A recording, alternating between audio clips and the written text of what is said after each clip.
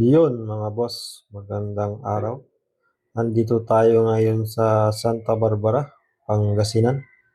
Dumayo tayo dito dahil meron tayong i-rescue dito na butas na yung bulsa ni client pero andun pa rin yung sira. Ayan, Ford Ranger 2.2.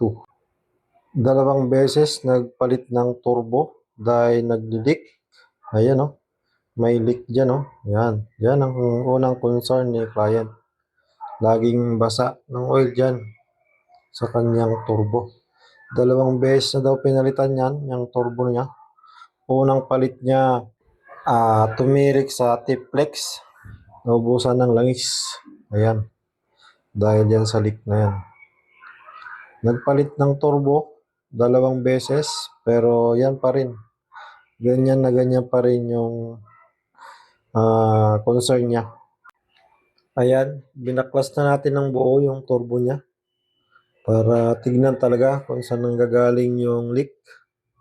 Pero based sa check natin, wala naman tong problema talaga.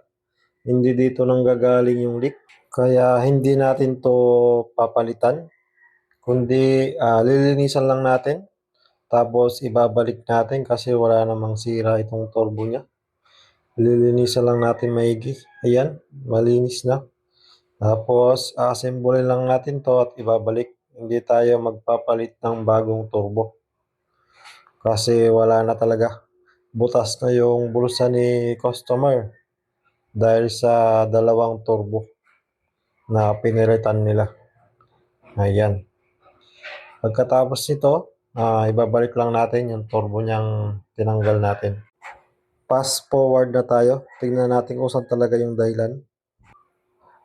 Ayan mga boss, kung nakikita nyo dito sa video, malakas yung hangin dito sa may breather niya. Ayan o, na may kasamang langis. Kaya naglalangis yung turbo niya dahil dito. Lumalabas dito yung langis. Ayan o, malakas. Kaya nagbabasa yung turbo.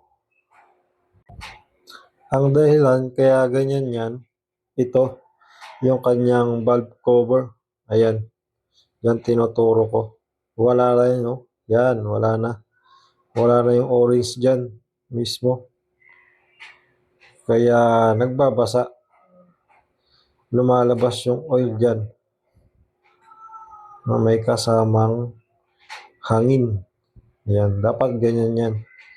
Kaya ni-request natin kay client na magpalit ng valve cover assembly. Kasi wala tayong mabibili niyan, kundi assembly talaga. Kaya pinabili natin si client ng bagong valve cover. Sinabay na rin natin tong injector washer. Tignan nyo yung bago. Tapos yung luma, ang laki na ng butas. Kaya may pressure din na malakas. Kaya yan, set tayo magpalit niyan para isang baklas na.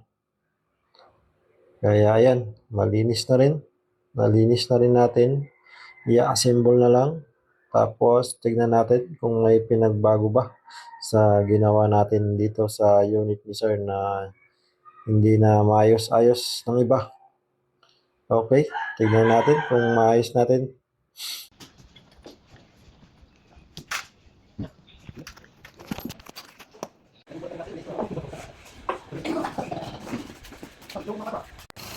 Yan mga boss, natapos na. Tignan natin.